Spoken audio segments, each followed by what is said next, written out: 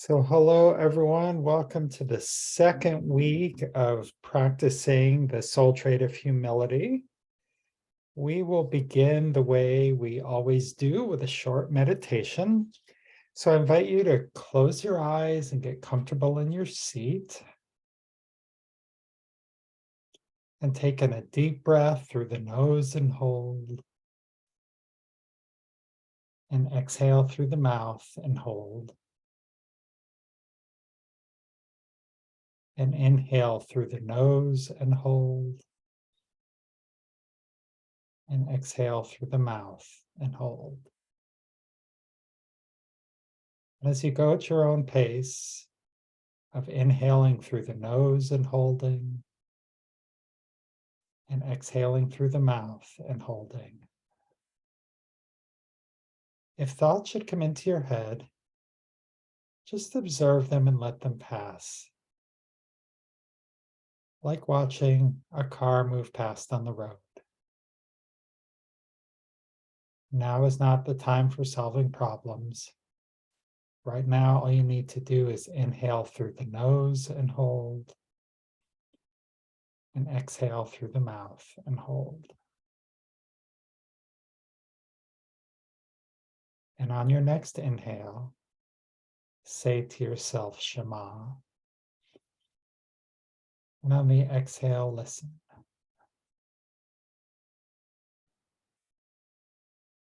Shema, listen. In Shema, we're listening deeply, without judgment, without offering advice. In Shema, we are listening with an open heart. Shema, listen.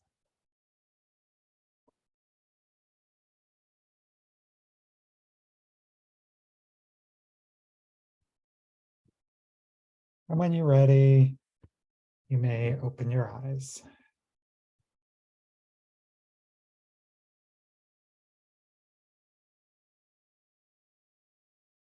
I always love that feeling when I open my eyes and a whole bunch of people have arrived, when I've been meditating. So hi to Roxanne and Carrie and Phyllis and Sarah and Joanne. Welcome, great to see you. So as we begin to look at humility once again, let's start kind of with where we were last week. Now, I know all of you weren't here last week, and that's okay. But we had talked about humility, maybe trying some practices. I know most of you who weren't here last week, you've come frequently. So if you want to kind of talk about how your Mussar showed up in your life, if you were here, if you try to practice, or maybe how you noticed humility being challenged. So who would like to begin?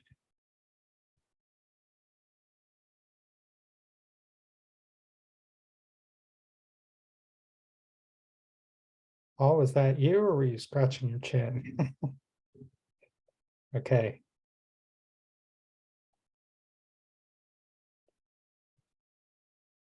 Yes, Nancy.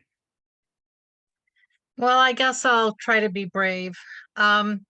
Humility, I guess, is difficult for me, and I was having a little bit of trouble last week understanding it, but someone had mentioned to me that it's really, well, how I interpret it is that really finding the balance of when to speak up and when to be quiet, so that taking up space and not taking up space.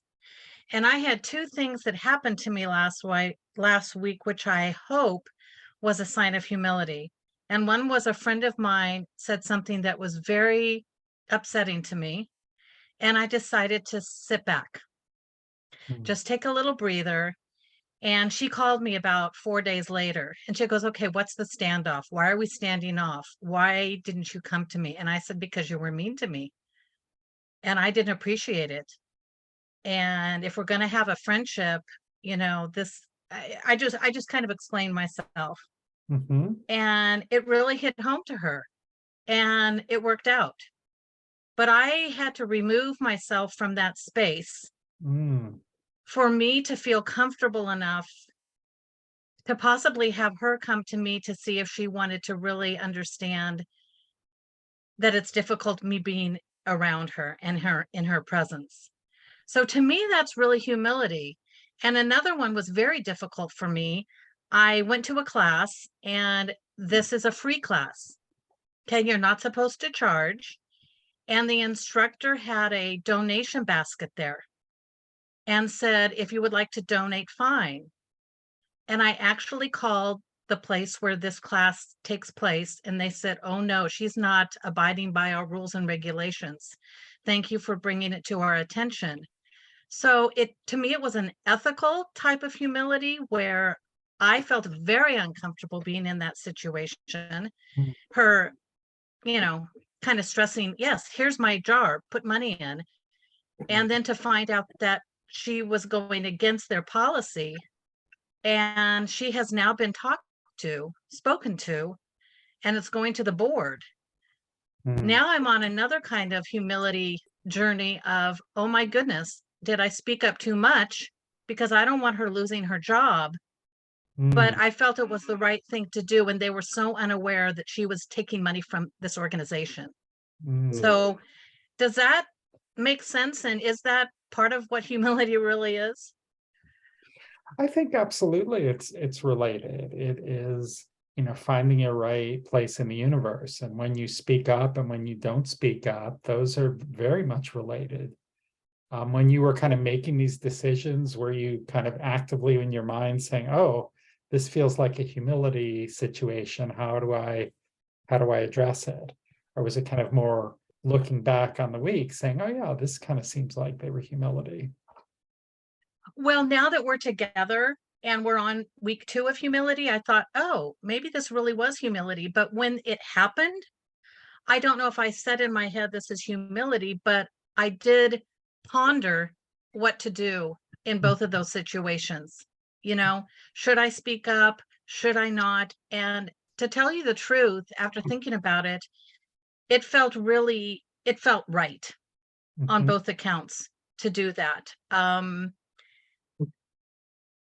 Because now I know how comfortable I could feel being in both of these environments. So, and I think it really helped actually both people too. mhm. Great. Well, thank you, Nancy. Anyone else care to share maybe how humility showed up or how Mussar showed up in your life or mindfulness, a mindful moment?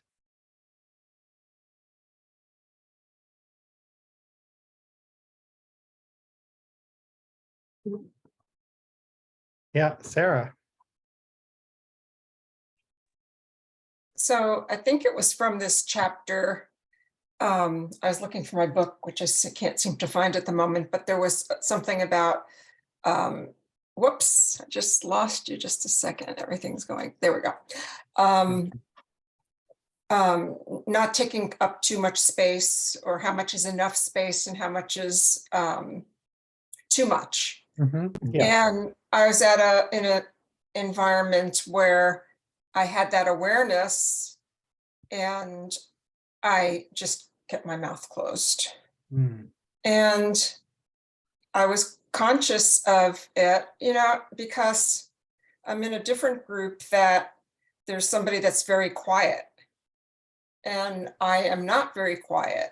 But what I've found, when I used to teach, is the quiet people have something to say too. mm, And it's good to give people a chance. And I know when I was a professor, I would try to balance that, when you're, in a group managing, letting many people share their experience, not just have a person dominate and, hear from the whole group.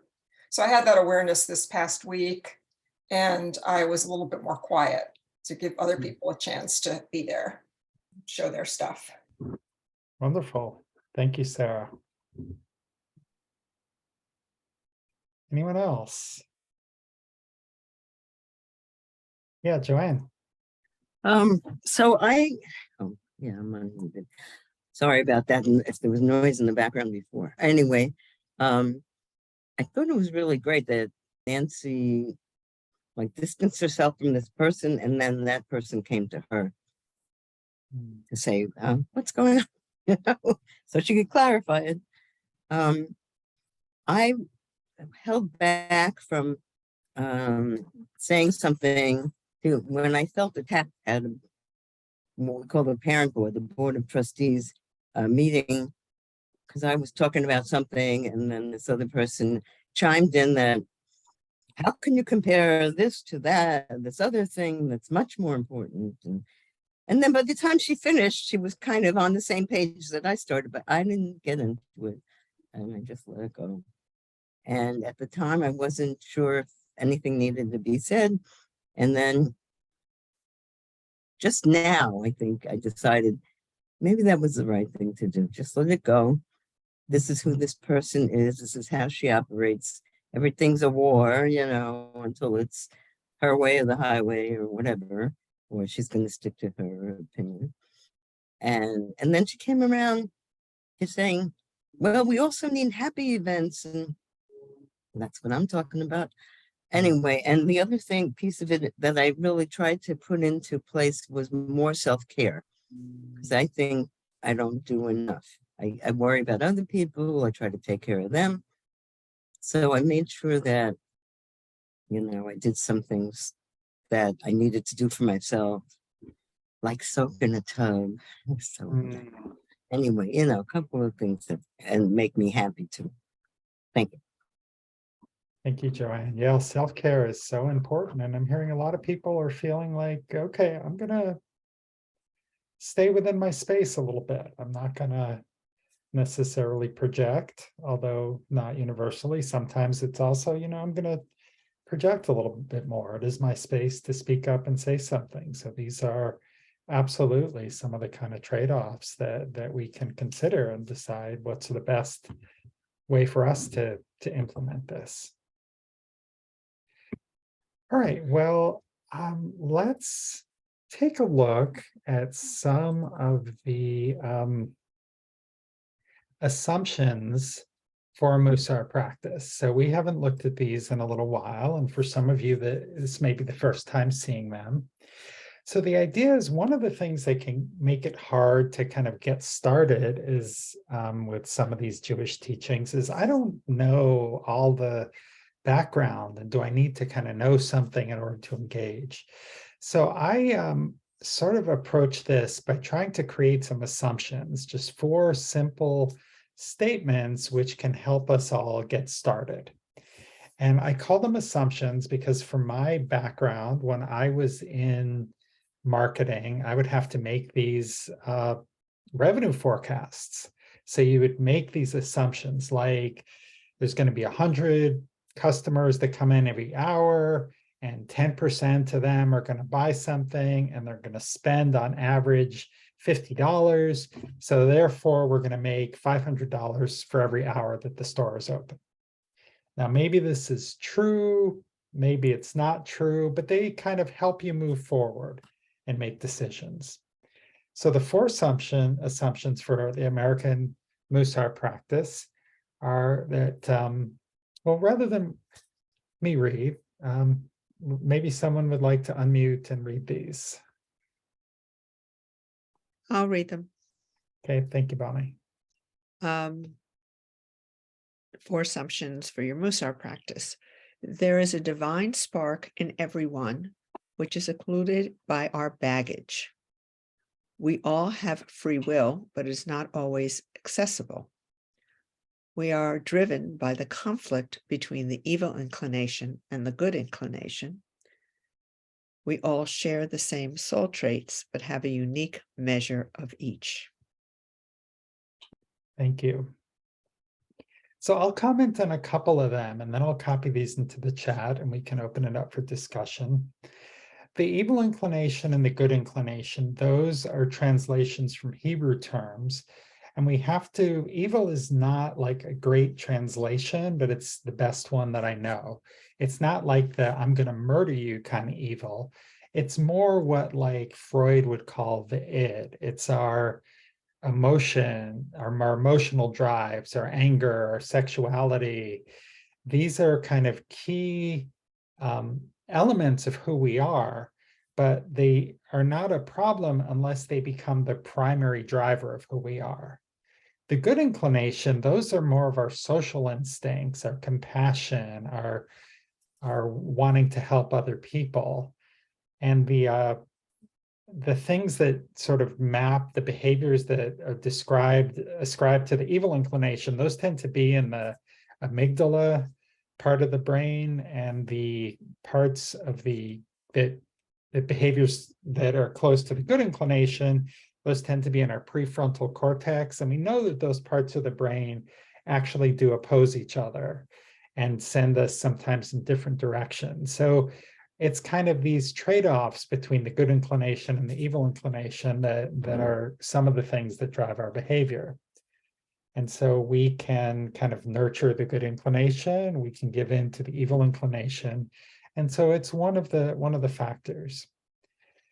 Now, the soul traits, as we study them, as we saw last week, and we'll see again this week, each one is on a spectrum. And sometimes we may be low, sometimes we may be high, but we all have the soul trait.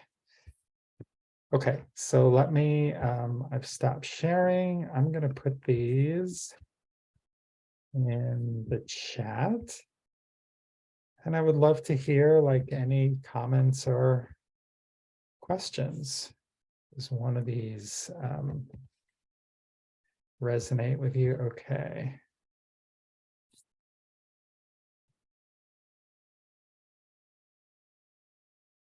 I'm reading Karen's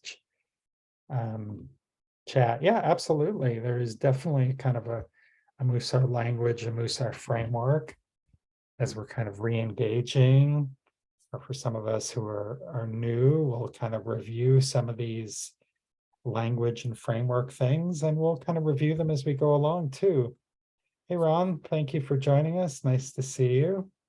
So comments, questions, objections, what of these strike you? Yes, Bonnie. Well, I went to the one about we're driven by the conflict between the good inclination or the evil inclination and the good inclination. And I agree with you. The Hebrew, which I believe is Ra, it's hard to translate it.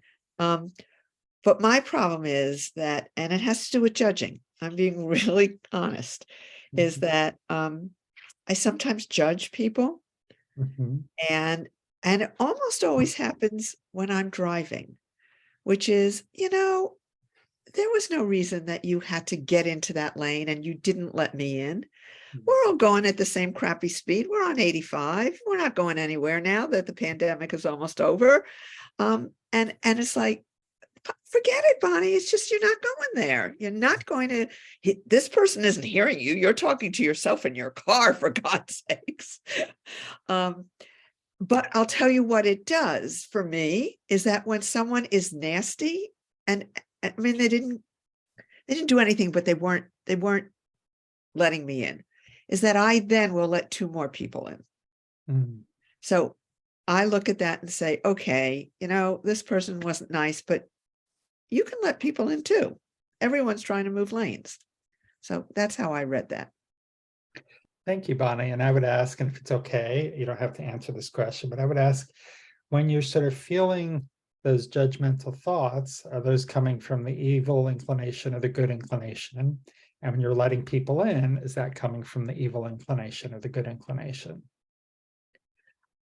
For me, it's easier to do something that's nice. It doesn't take a lot of work. It takes more work for me to turn around and say, guy, you could have let me in. Who cares? But I know it's judging. So I'm working on it. Yeah. And sometimes those sort of things that, like, for me, when I look at my own behaviors like that, okay, that's kind of probably coming from the evil inclination. And those tend to be kind of the snap judgments. They tend to be kind of the more self-centered sort of thoughts, like, hey, what about me? I'm driving here, where's my turn? And as the opposed to, hey, you know what, I'm gonna mindfully approach this, and I'm gonna sort of practice what I preach, and I'm gonna let other people in. And that's what I would definitely say is nurturing the good inclination, that I'm caring about these other people. And so I'm gonna do for them. Other thoughts?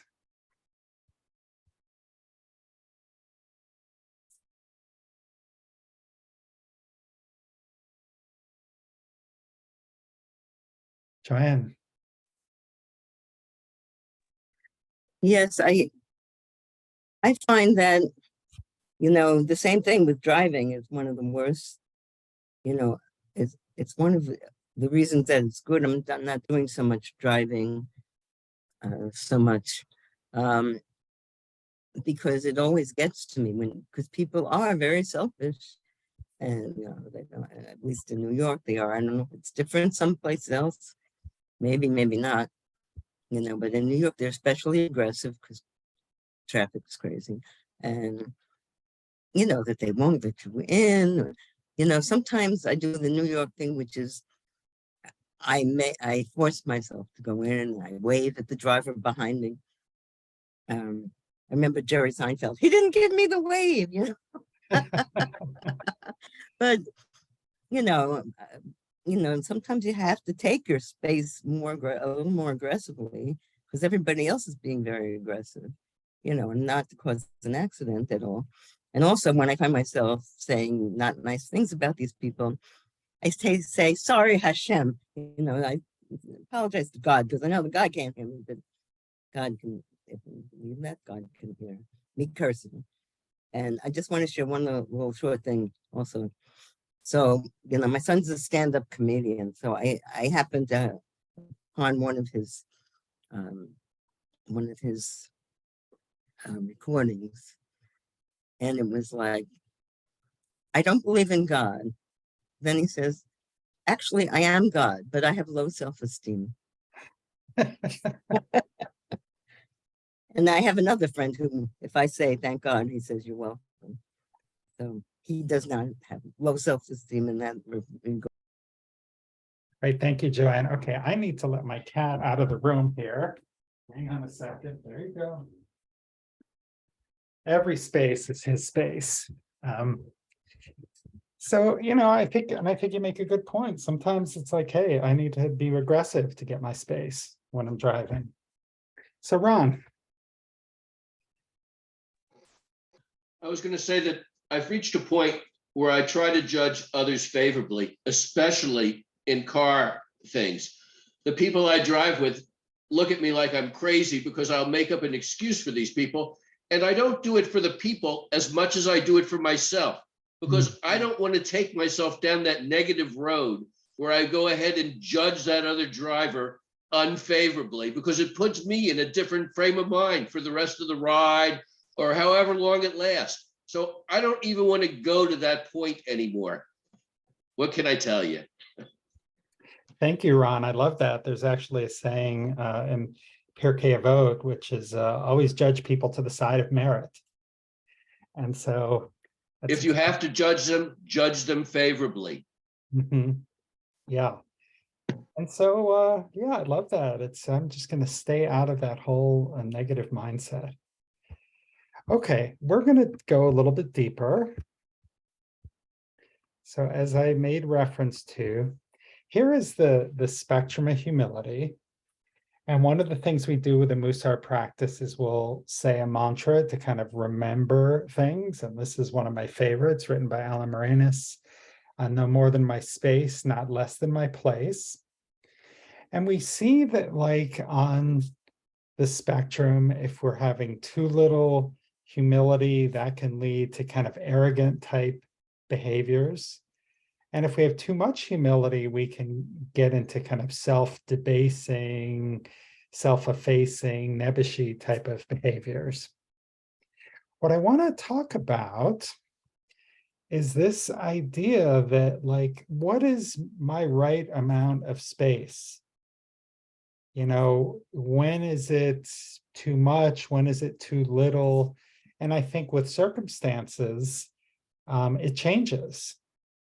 You know, there are certain situations, like if I am the president of a committee or something, I might need to take up more space in certain circumstances, or I might decide, you know, I'm going to take less space to leave other people. So I'm going to stop the share, and I would love to kind of hear from people. Maybe where do you think you could take up either more or less space? What are some of those circumstances where you find, you know, you're trying to right size yourself?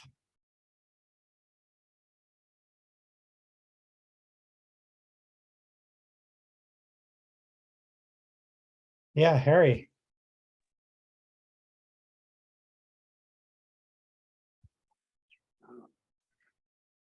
Well, one way I was thinking about space, taking up space or not taking up space, you can start with the parent-child relationship.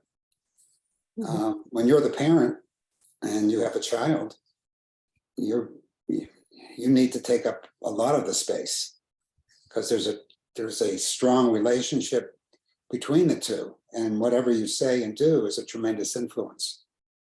So that's a space, depending on the age, you want to hold. But as you know, the challenge is as they age, your space should be getting smaller and smaller so that they can fill their own life with their space. Yeah. And that is the classic tension of letting go. Thank you, Harry. Yeah. Well said. So we have Carrie and then Janos. Okay, can you hear me? I'm not Yes. sure. Okay. I'm a member of a council, an arts council, and I have been asked by the chairperson to take over the website. And the person that controls the website now is very difficult to talk with. And fortunately, the chairperson of the council is a retired psychologist, so that helps a lot. So I am working with her to figure out how best to approach this person and deal with this issue, because she does not want to let go of the job. And she's doing a terrible job at it. And it's also, she's doing it not by the council's rules. So it's a dance, because I tend to be very abrupt and not tactless. I'm still tactful, but I'm direct. Mhm. And I need my chairperson's technique of zigzagging to the point. And so we're working together on that. So for me, that is knowing how much space I can take up and how much space I can't, and to preserve the peace. Yeah. You don't want to conquer her space on the website. You want to kind Right. of a peaceful transfer of the space, and you Yeah. have an experienced mediator type person to kind of help you with that. Yeah, it's a dance. Yes. Thank you. Thank you. Anas. Hi. So I want to just make point about two things I think is interesting for me in Mussar humility, that one of the classic example would be marriage, where two partners live together in all kinds of circumstances, and these challenges from everywhere and all the time. So it's quite interesting how each partner find their own space and energy level. That's one thing. It's quite, we know what we are talking here about. But second one, if you look cultures, the great article in New York Times about difference in culture in Holland, Netherlands, and England. And people in Holland, they speak their mind. If you have a haircut, they ask about, they say, oh, no, who gave you that bad haircut? Or I don't like your purse. And at the same time, British people will say, oh, nice meeting you. We must have a dinner together. And they walk away and they never invite for a dinner. So now you're thinking how we present and be following our cultural roots and could lead to totally. So you need to watch what you say in Holland and what you need to watch to say in England. And it's kind of quite interesting how that is also being determined. Thank you. Thank you.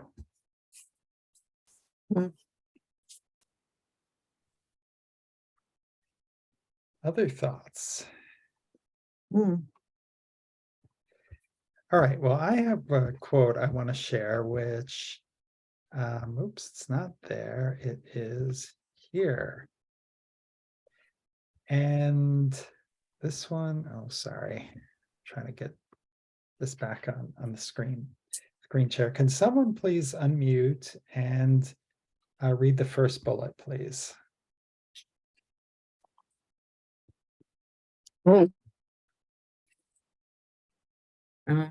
A Torah scholar who has haughtiness of spirit deserves excommunication, and if he does not possess it, he deserves excommunication. Well, that's Yeah, weird. so what is going on with this? Okay, I'm going to stop the share and I will put it in the I chat. don't understand that. This poor Torah scholar, if you have haughtiness of spirit, you deserve excommunication. And if you don't have haughtiness of spirit, you deserve excommunication. As a rabbi of training, what is a person to do? I actually came across this week, where I have started facilitating. I'm doing, as some of you know, I'm doing an internship now as a bereavement counselor with a hospice. And I've started co-facilitating a men's grief group. So it's a small group, some widowers, some people who've lost a parent. And I had been sort of the junior facilitator for a parents' grief group. And so this time I'm like, okay, I've done men's groups before. I've done a little grief. I can do this, and so that's kind of like a little bit of haughtiness of spirit that I needed to kind of step forward and do this. Well, what I found was it's a small group, and so we have pauses. And so if it's a big group and people are talking, I can react to that. I can pull in things. But what I realized last night was I don't have, I've had some training, but I don't have years and years of doing grief work. So I can't necessarily pull something out of my back pocket and say, hey, let's talk about this. And so I feel like that sort of, oh yeah, I got this, I can do this. I think it was a little bit arrogant and thinking I could just step in and do this seamlessly or do this as well as someone who's been a grief counselor for 10 years. But at the same time, if I hadn't kind of stepped forward, there wouldn't be any kind of a men's grief group right now. So it's sort of finding that right dance. And I've realized, okay, well, what I need to do is spend more time on preparation. It's not like the Mussar groups, so I've been doing this for almost 10 years. So I can pull out quotes and references and things. And I'm at a much earlier stage in my learning for doing grief group work. Paul. Yeah, I was struck by the polarity of the two positions there in it. So one thing so it took me a while to sort of surface anything that would make any sense at all. I'm not saying this does make sense, but it's the only thing I can think of. And that is that for me, until I have experienced both poles of a spectrum that we're talking about of the soul trait, then I don't really understand what that soul trait is about. So that's what makes sense to me. I don't know if that's so. It's interesting. Thank you, Paul. Ron. Greg, in regards to your taking over the bereavement class, I have a Mussar teacher that I meet with on Tuesday mornings. via Zoom, and she would say that you're exactly where you're supposed to be with this bereavement group. You don't know everything, but you're there to get it going. She believes that you're put in spots to grow. Absolutely. So that's what she would say to you. Yeah, thank I you. listened to her enough to buy into it. Well, thank you. I wasn't, yeah, I wasn't feeling like I was in the wrong place or anything, but it was really struck me how much and I think that's maybe part of what this teaching is saying in general. It's like, even as a leader, you need to be in a place to grow. You need to be courageous enough to step in to grow. But if you think you know it all, you're off track, and your mind is not going to be sufficiently open. Well, to help us, we're going to go into our breakout rooms in a second. And we are going to talk about this training from Rabbi Simcha Bunim, who said that we should have two notes in our pocket. One note should say, the whole world was made for me. And the other note should say, I'm only dust and ashes. And Rabbi Bunim said that when you're feeling like you're really full of yourself and your ego is starting to inflate, you pull out the I'm only dust and ashes to help bring you back down to ground. But if you're feeling bad about yourself, you pull out the world, the whole world was made for me note. And so as we go into we're going to go into breakout rooms, groups of 2 or 3, and maybe share where you kind of are feeling today on the humility spectrum, and which is the note that you need. The world was created for me note, or the I am dust and ashes note. So let me first put that in the chat.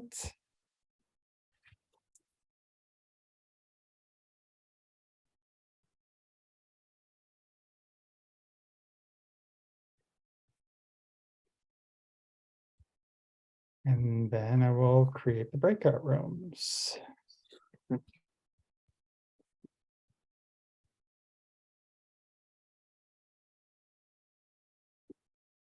Okay.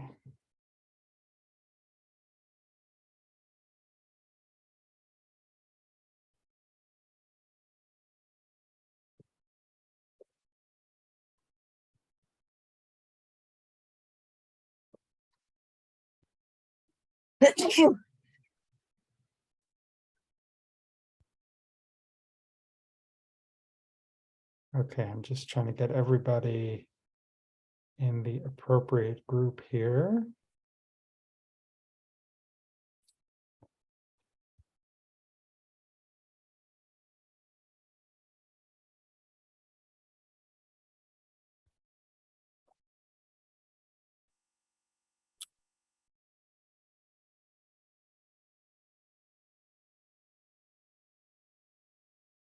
Okay, here we go. So the rooms are open.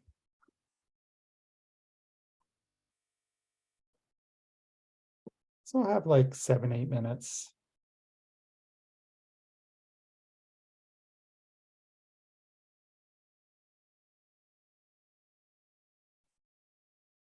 And if you've been streaming, thank you so much for being here. This is where the streaming portion. People in a morning class, a Mussar class, that asked me because they have your book, and I told them about this Thursday night thing, and I'm going to bring the link in next week. So next Thursday night, I wouldn't be surprised if a couple other people showed up for this Zoom meeting.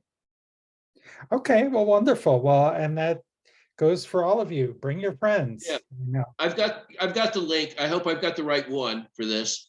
You have to sign. They have to sign their name in and give your email address, and then you'll recontact them. Yeah, you could do that. Absolutely. Okay, that's what they'll probably contact you next Thursday then, before the Zoom meeting. Great. Okay, so let's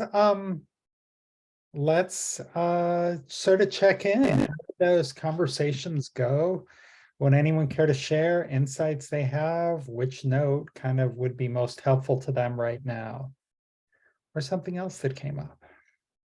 Yeah, Nancy. Greg, other people may have understood what you said, but I need a little bit of clarification. When you were going over those two statements, the whole entire world was made for me. Was Yeah. that the inflated ego? That is what you would say when your ego is deflated. Because See, you that's wanna, what I thought you said. yeah, But so I don't understand when you said inflated ego is I am only dust and ashes. I don't understand how that could be inflated. it's not describing where you are, it's the remedy you need to bring you back towards balance. So when your ego's inflated, you want to kind of move back towards the balance point and to kind of remind us that, oh, I'm only dust and ashes. I'm not like, again, if I used my example where I can facilitate any kind of grief group, I know enough from my 3 months of experience. And it's like, you're also, Greg, you're only dust and ashes. Maybe you need to kind of do a little bit of, you need to check your ego down a little bit and get in, ask for a little more help or get some more training. Whereas if I was like, oh my God, I don't know anything, how could I be so stupid to sort of step into this role? And it's like, hey, the whole world was created for me. And these are both quotes from the Bible. And so that's kind of where we take the inspiration. And if it's not clear, I'm happy to kind of talk a little bit afterwards to help clarify that, because I could see you still look a little bit I puzzled. still don't understand. It makes no sense to me. Okay. The dust and because from dust to ashes means you're dead. And that doesn't mean an inflated ego at all. And so when we were talking a bit about in our group that it's just such a pleasant, well, for me, it's a pleasant place to be when I feel that my humility is really in balance. And that's what I'm really trying to understand. But like I just did, I would love clarification on things. So sometimes I need to take up a little bit of space to do that. Yeah, But that balance really feels wonderful when I'm in it. it sure does. Thank you, Nancy. Karen. I just wanted to ask Nancy, the phrase dust and ashes, did you see it as dust to ashes or dust and ashes? Because I thought I heard you say dust to ashes, and I was just wondering if that might be the clarity that you're asking for from Greg. They mean two very different things. Yes, Greg? They could. So I To me, understand they how don't. feeling like dust and ashes, like we're just very, we really come from almost nothing. That's what we come from to help bring us down. But I had the feeling when I heard dust to ashes, that sounded different to me and wouldn't make as much sense. And I just wondered if there might be a nuance there that could help clarify that. Sounds like what I heard Nancy say is she doesn't see a difference between those two. So I'll talk to her after to kind of help sort this one out. But thanks for trying there, Karen. Would anyone else kind of care to comment on how they might interact with this teaching? Yeah, Joanne. Yeah, well, I was saying similarly that I feel like I'm on the spectrum, and sometimes I'm more one side and more the other, but I haven't been like at the world is made just for me, which I think is very selfish, because the world was made for us all. I haven't been there that, except, like the circumstance when I first was sisterhood president, and I think I was kind of arrogant and not listening to other people. And then I found out that doesn't work as a strategy. So I moved, more into let's let everybody have a chance to say their piece, but not interrupt or go to a different agenda item when we're on this agenda item, that kind of have a little more, have control over the flow of the meeting, but not to the extent of excluding people or getting frustrated in people's ideas, just like refocusing to like, this is what we're talking about right now. And then we'll get to later, we'll get to that. Thank you, Joanne. You're welcome. Roxanne. Well, I kind of mused on this idea or realization that I had when you presented that analogy of the two notes in the pocket, is that I don't know how to put away the dust and ashes one. Like that one's always out and I'm always looking at it. And sometimes I'll bring out the world was made for you one to kind of get me back to equilibrium. But then I'll put that away and this one's still out. So it's like, I don't really have a frame of reference for what it feels like to lean into that more arrogant side. And I don't know if that's maybe has an impact on how I view this whole practice, where it's like, I don't know what it feels like to feel arrogant or overconfident about anything, because I've constantly got that you are nothing but dust and ashes in front of my face. Yeah. Well, that's a really powerful realization. And thank you for sharing that. And one of the Mussar practices is to kind of write down, a mantra. So I'm wondering what might happen if you wrote on a couple sticky notes and put them on your computer and your bathroom, wherever, and just sort of saw that throughout the day and see kind of where, what would this situation look like if I kind of just move a little bit over here, just to experiment a little bit and see what might happen. Paul.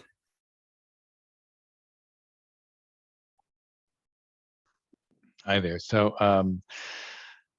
I think I was really, when I was in the breakout room with Ron, I was saying that, yeah, feeling a little bit right now where I need that the whole world is all about me, because in my new job, I'm trying to sort of lean into my new position, things like that.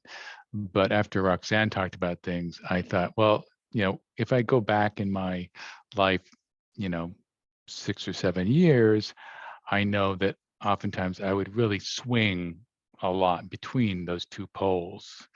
And I could go from feeling like I really had, the tiger by the tail, or whatever you want to call it, that kind of a feeling. And I'm sure Carrie could have all kinds of things to say about what it was like when that was happening.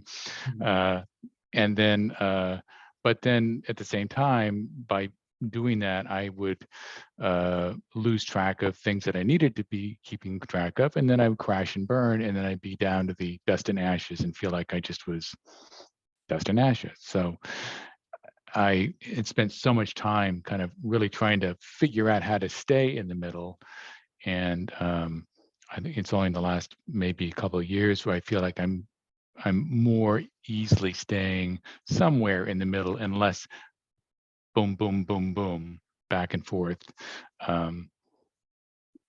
Anyway, so I just want to say that those two messages make a lot of sense to me in terms of my life. Thank you, Paul. And I think you're illustrating a really important point, is that when we're out of balance, we'll sometimes go to both sides, because the balance is in the middle. So sometimes out of balance, like I was, when I was super arrogant, and I've talked about this, I've written about this in my corporate job, I was very arrogant, but, and that was kind of what I was showing publicly, but, sometimes I felt really terribly, really just out of my element, or I would flip back and forth. And so I can really relate to what you're saying. And I'm so glad to hear that you've kind of brought it in.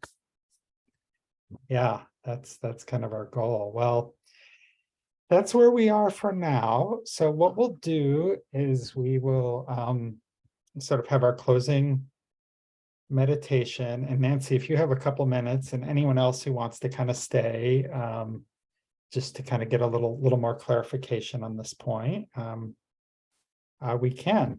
So I invite you once again to close your eyes and take in a deep breath through the nose and hold. And exhale through the mouth and hold.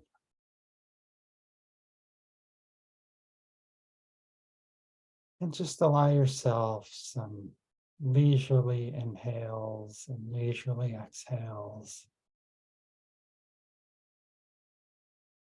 Relaxing out of the kind of controlled breathing into more leisurely breathing. And imagine like a gold circle around yourself. And that represents your space. In some situations, the circle gets a little bit bigger. And in other situations, it gets smaller. And that's kind of the natural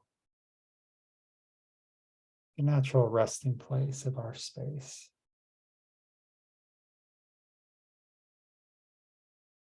We can't always see it. We don't always know where it is. But we can take comfort in knowing it's there. And part of our job, part of our spiritual journey is to understand what that natural space is and understand how it breathes and gets a little bigger and a little bit smaller.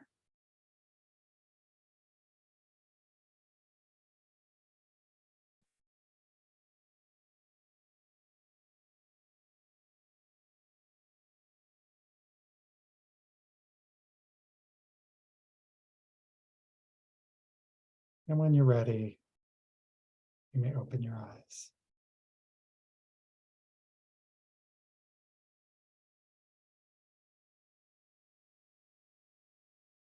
Well, friends, thank you so much for being here today. We'll see you next week as we will begin our exploration of patience. And Kim, thank you so much I see your note. Thank you so much for joining us. I hope to see you again next week. All right, I'm going to stop the recording.